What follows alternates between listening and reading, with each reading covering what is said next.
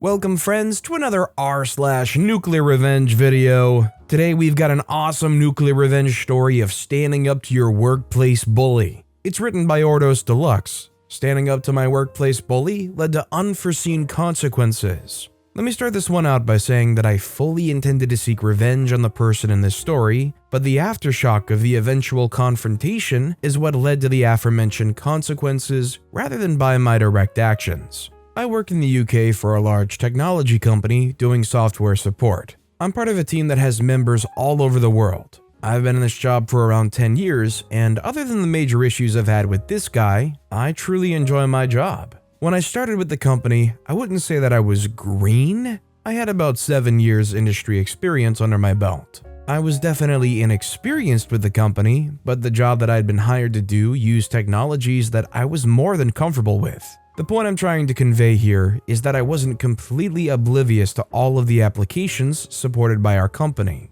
Everyone on my team, around 30 of us, was very nice and was very keen to help, except for Shane. Shane is probably what you would term the team guru, about 5 years from retirement, part of the office furniture, metaphorically as we were all home workers. He'd been with the company for nearly 40 years. Everyone labeled Shane as the only guy to go to when you were truly in a bind. When I was initially starting out, I did indeed find that Shane was highly knowledgeable and more often than not had the answers to whatever obscure questions you might have. Things were great and our team ticked over nicely. I got to know the rest of the team well, over phone, over time too. And my best friend was a woman named Mel. She was of a similar age and experience level to Shane, and in my opinion was just as knowledgeable as him. One day, Mel and I were on a brief call chatting about a work issue when we got to shooting the breeze for a while. We talked about ourselves and also the team.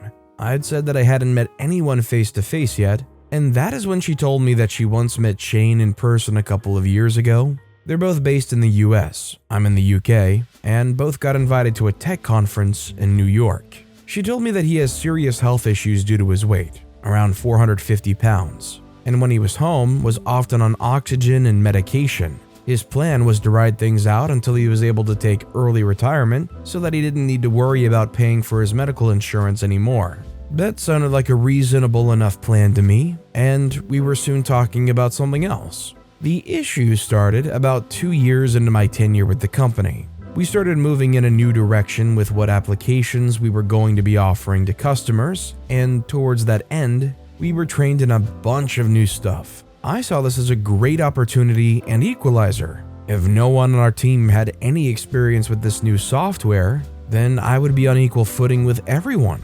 This went really well for me, and I put a lot of time and effort into learning as much as possible. Shane didn't show much interest in the new stuff. He still continued to spend most of his time with the legacy tools. In team meetings, you could clearly tell he was getting pissed off that his status as a guru was gradually becoming more and more meaningless. This wasn't anything personal. We work in software. You have to adapt in order to remain competitive.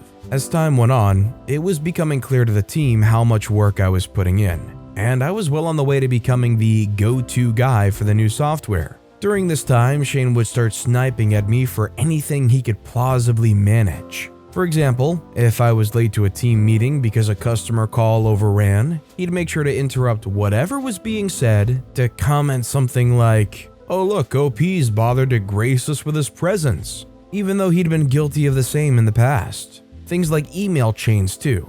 Almost anything I sent out that included him and our boss on an email, he would reply with some unrelated complaint or observation, completely irrelevant to what was actually being discussed. One day, Mel called me and asked me what my beef with Shane was. I truthfully told her that I'd had no beef at all with him, and he just seemed to have it in for me. She said that if she managed to find anything out, she'd let me know. Things continued like this for a couple of years. I continued to be their go-to guy, and he continued to try to discredit me and generally paint me in a bad as light as possible. One day, we had a major incident. One that literally could have cost the company millions in SLA fines if it was not solved quickly. Our manager split us into teams to troubleshoot specific areas, and she paired me up with Shane. I wasn't happy about it, but whatever, I was a professional. We got on a call and started working through the issue.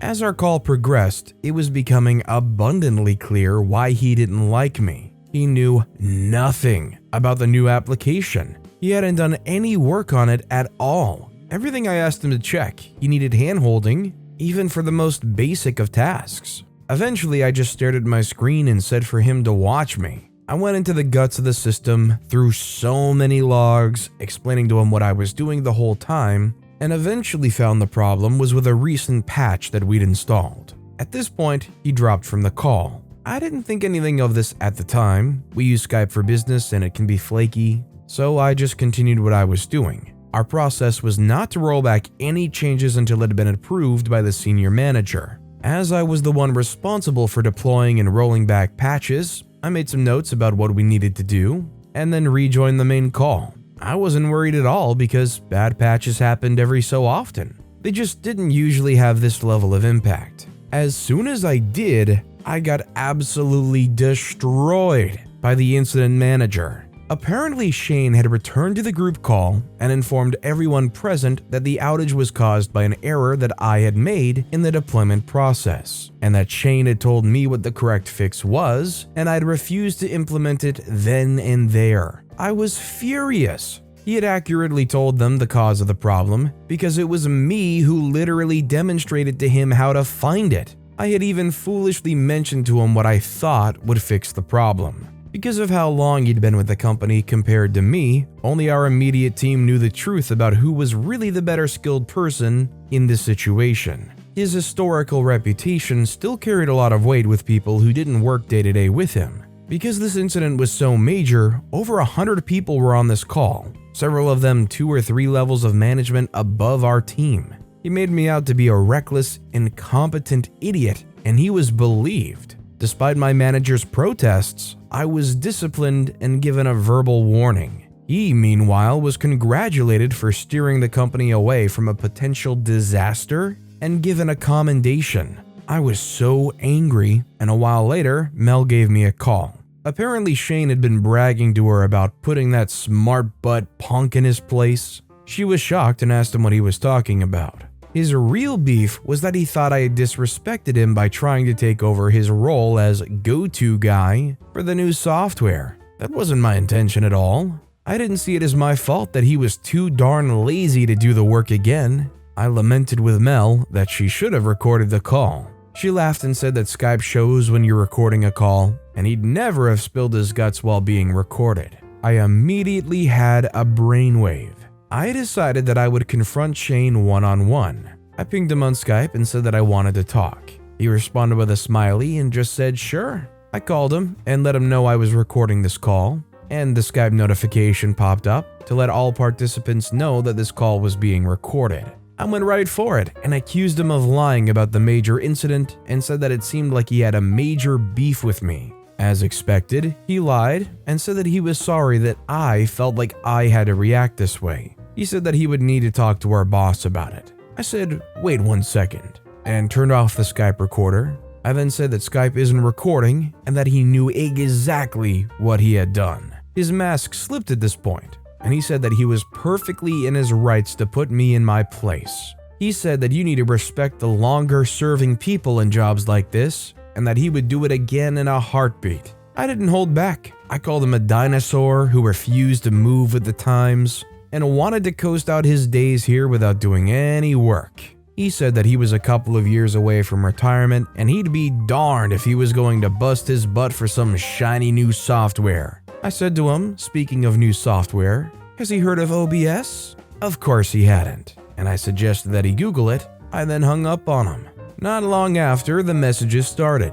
He was begging me not to use the secret recording that I'd taken. He said that if he gets fired, he'll lose his retirement package and his medical benefits. I told him to go screw himself and that he should have considered that before trying to get me fired. I passed all of this on to the relevant channels before really giving it any thought. Things set in motion, and sure enough, a few weeks later, after a company investigation, he was fired. I heard from Mel that he had asked to take an early retirement so as to keep his benefits, but this was apparently rejected. It all came out later that apparently he had significant debts, and that he was counting on his retirement package to keep him financially afloat. With no job and no package, he had no money to pay for the medical treatment, which he badly needed. He was in no state to get himself a new job, and his skills had stagnated so badly that he couldn't even get a new job online. Mel told me he passed about 6 months after this whole incident due to his ongoing health issues. I felt conflicted about this for a while. Sharing the recording obviously contributed to his death, but I don't know how bad I feel about it. I'm a young guy trying to build my career, and he actively tried to destroy me. I should maybe have held off when he pleaded for me to not reveal the truth, but he was old enough and wise enough to not engage in the childish games he played. If I'd known he'd been gone as a result of this, I'd maybe have done things differently. It's one that stays with me, that's for sure. I'm still at this company, and I can tell you that I will never treat a new employee the way he treated me. So maybe the breaking of that cycle is the positive to come out of all of this. So considering the outcome, do you think if OP could have a second go around that they should withhold that information after they were pleading? Or considering everything that coworker did they deserve it regardless of that outcome? Let me know what you guys think in the comments down below. And by the way, if you're enjoying these stories, make sure to hit those like and subscribe buttons down below too. If you do so, you'll never miss out on any of my daily uploads. Each one has great stories like our final story of the day written by Dos Cinco Uno Pinco. My petty revenge led me to a nuclear revenge victim. I needed to go into DC for a couple hours yesterday afternoon to tie a few things up at work before leaving for vacation. I didn't leave until a bit after noon, so I was pretty hungry and decided to stop at this nice little deli/grocery store on the way for a sub. It's a small establishment, but pretty popular. The parking lot is kind of weird. The spaces are on the small side and it's very narrow. I drive a full-size truck because I have to tow heavy crap often. I spot a corner space that's going to be easy for me to get in and out of, so I go for it. I back in partially and then pull out to straighten it up, and a lady swoops in my space in a little Fiat. I put my truck in park and look through the back window. She was on the phone. When I gave a little honk, she looked up and gave me the finger. I gave her a slow shaking head and a thumbs down. I don't know why, but that gesture seems more impactful to me. Like disappointment versus anger. I found myself another spot and started making my way to the deli. The angry lady was still engaged in her conversation, now behind me walking to the deli. She's talking loudly on her phone about the redneck that almost wrecked her car in the parking lot, trying to gain sympathy from whoever she was speaking to, like I god darn tried to assault her with my vehicle. So as I'm in line to take a number to be served, it clicks. I can mess with her a little bit today. I reach up to take my number and pull the next 10, tucking them in as I turn around so the angry lady didn't see them. I make my way down the line, passing out the extra numbers ahead of hers and mine, putting 10 people ahead of us to order and receive food, making her wait an extra 20 or so before she even got to order. Here's where it gets a little fun. My number was directly before hers, so I just waited at the counter after they called mine. As the girl walked up with the next sub, I asked if it was number 469, the angry lady's sub. It was, of course, so the deli never called her number, and I bought both subs. I don't know how long she waited before she asked about her order, but I do hope she wasn't a jerk to the workers. The second part of this is what I did with the extra sub. I told a story from college a while back, and in the comments, I mentioned that I try to be a little extra now. Part of that is being kind to strangers. I work in DC, there's a ridiculous amount of homeless people here, so I pack an extra lunch a few days a week to eat with some random person. The extra sub was gonna be my lunch date with whoever I ran into that looked like they needed a meal after I parked my truck. I found my overpriced parking spot quickly and grabbed the sandwiches and a couple bottles of water before making the trek towards work.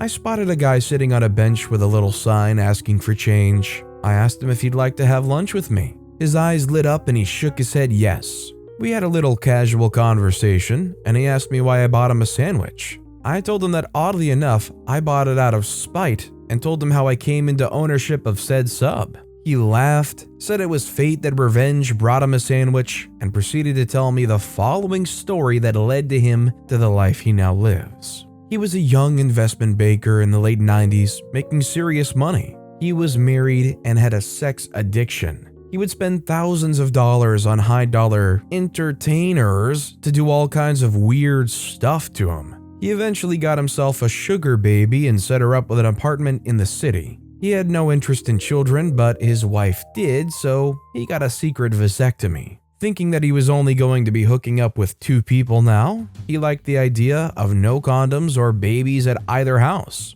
His plan was to stay at the apartment for a couple of weeks to heal, while his wife thought he was in San Francisco for business. Unfortunately for him, his urologist's office called his home line to check in after a couple of days. This is when his wife started to learn of all his illicit behavior. The cheating, the spending, the stealing of her future family. Over the weeks he was gone, she uncovered his secrets to her, and she sat on it. He told me in the weeks and months after his vasectomy, she started wanting to go out, get drunk, experiment with drugs, and hooking up with groups. He was amazed at how much he and her were in sync now. He loved their newfound lifestyle. He really loved the white powder. So much so that he had to evict his sugar baby from the $7 to $8 grand he was spending a month on blow. He couldn't handle the expense anymore, along with his habit. Luckily, his wife was still ride or die with the swinging, snorting life they had built,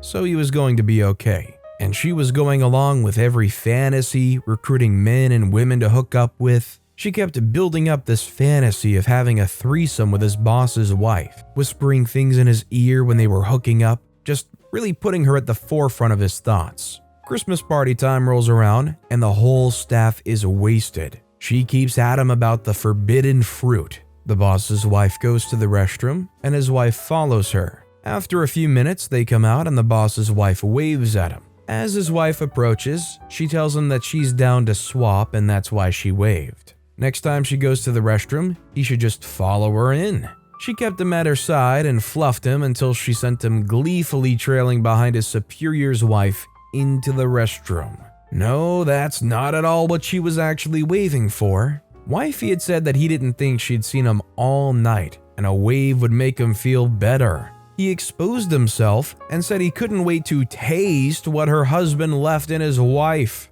After the scream and the slap, the party halted. The next day, he was fired and subsequently blackballed from his industry. His white powder habit sucked what little finances he had left after the divorce. He couldn't keep a job after his life fell apart. He's now homeless and has done some deprived things for a warm place to sleep and a meal. No, not for this meal. I mean, honestly, all I know is that story is insane. And frankly, I feel like the money they spent on that sub was well worth it getting a story like that in return. But with that being said, that's all the time we have for today. So of both of these stories, which one was your personal favorite and why? Let me know in the comments down below. And if you haven't yet, if you could like and subscribe, that would mean a lot to me. Whatever you do, whether it's liking, subscribing, turning notifications on, all of it helps grow this channel, and I appreciate the heck out of it. So until next time, I'll see you all tomorrow with some more stories.